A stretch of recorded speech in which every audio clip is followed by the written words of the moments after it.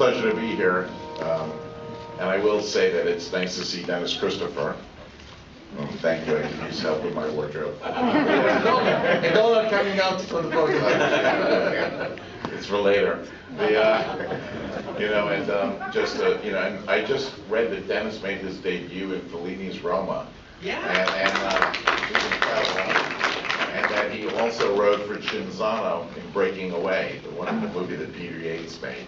And of course, Christoph is here, fresh from Saturday Night Live. And if you didn't see it, it was one of the great Saturday Night Lives in a long time. It was really, really funny. And his brilliant use of characters and just, what Christoph can do, nobody can do. What he can do with language is like verbal gymnastics. And what he does with Quentin's language is just tour de force. And he's amazing. And he won the BAFTA, he won the Golden Globe. Probably about 10 more after that. But I'm here to honor Quentin. For 21 years, I've been in Quentin's camp. I always say, there was a famous expression in New York, they said that Yankee Stadium was the house that Ruth built. Well, I will tell you that Miramax and the Weinstein Company is the house that Quentin built. And he has been the most loyal filmmaker.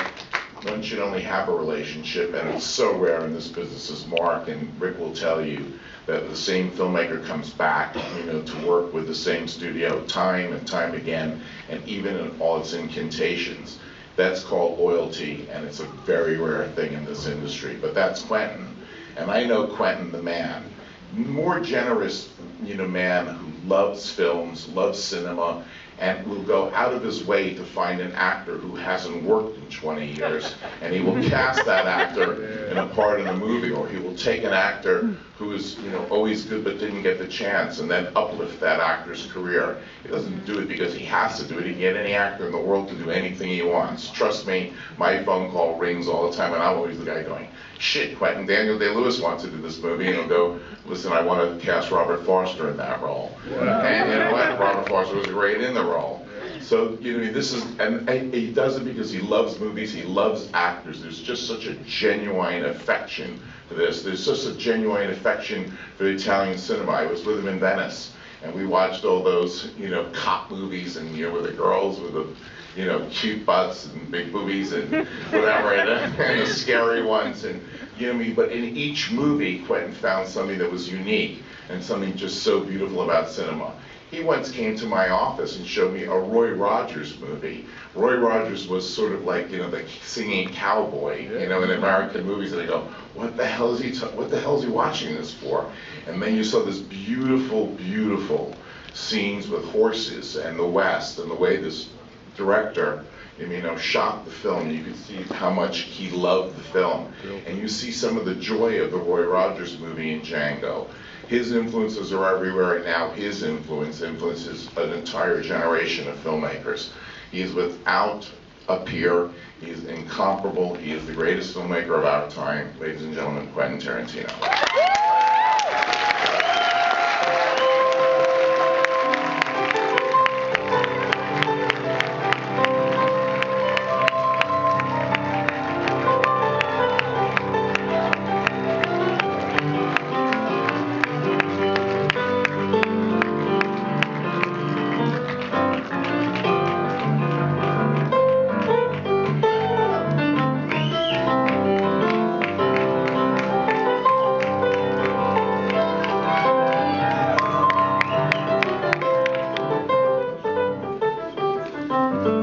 Very good there, piano player. I like that. Thank you so much, darling. Gosh, this is really exciting. This is a lot of fun.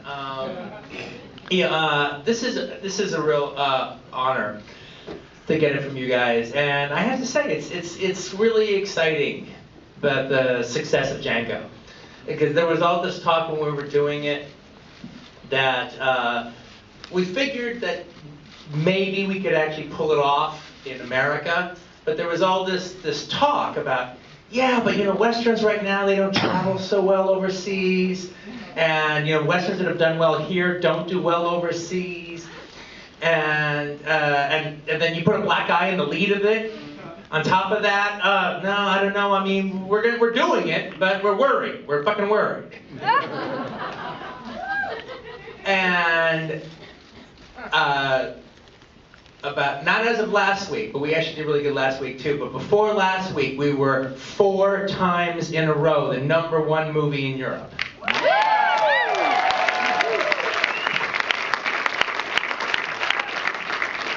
And everybody thought that we had a really open time, and they go, okay, Die Hard's coming into the market as of last weekend, and okay, that's going to bring Django down to earth. Our drop-off was amazing. It was fantastic. Die Hard did its thing, but we kept doing our thing. And I probably never bragged about grosses in my life. I'm not saying any of that because I'm bragging about the success of our movie. I'm talking about, I did a tribute to spaghetti westerns, and it's kicking ass.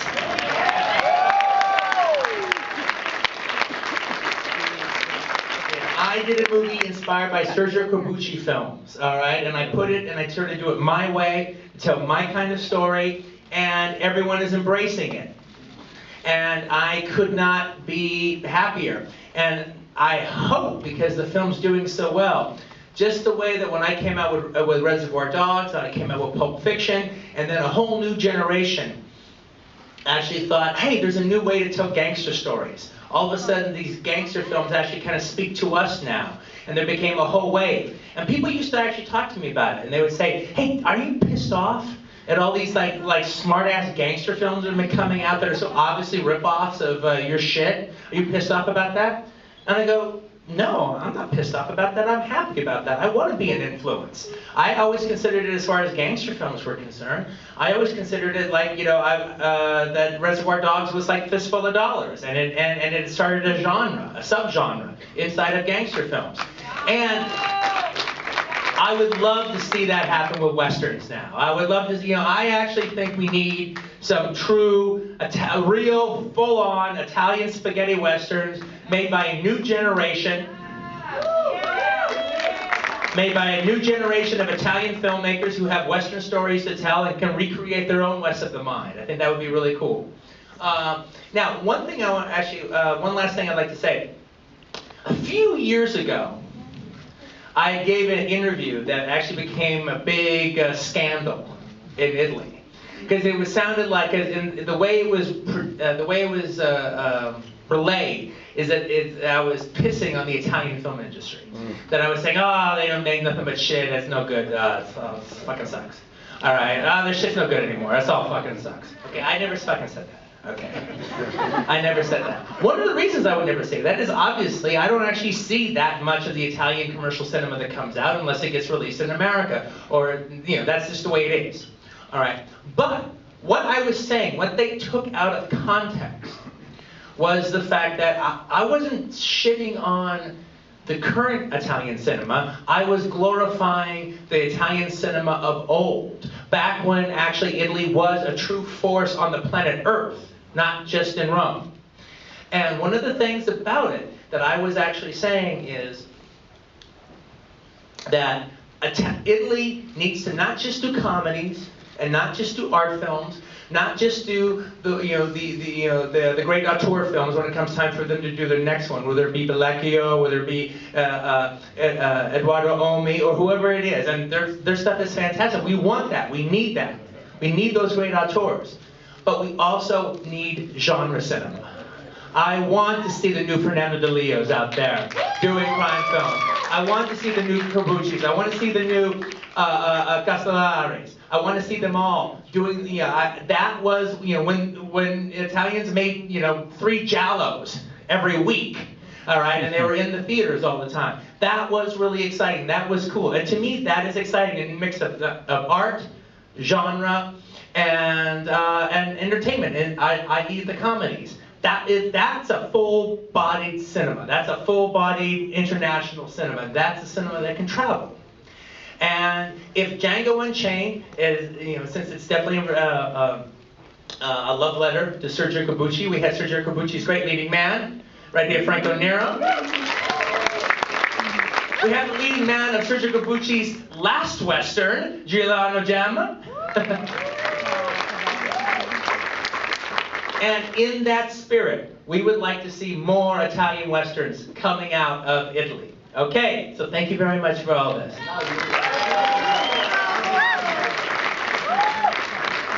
And now, without any further ado, I would like to introduce not only one of the best actors on the planet Earth, definitely the best man to ever say my dialogue who has ever lived, Christoph Waltz.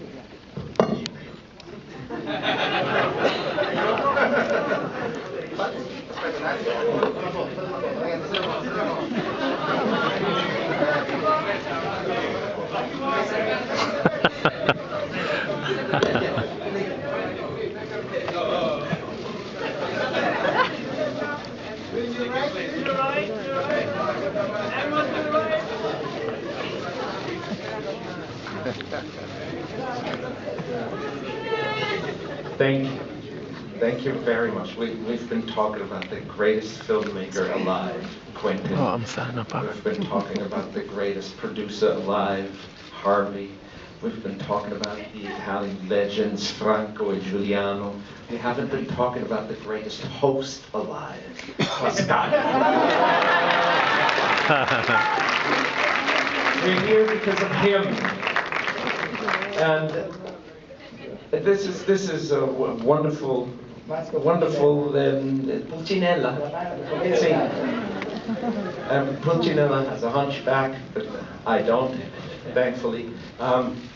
Voglio dire una sola cosa. Io voglio fare l'italiano.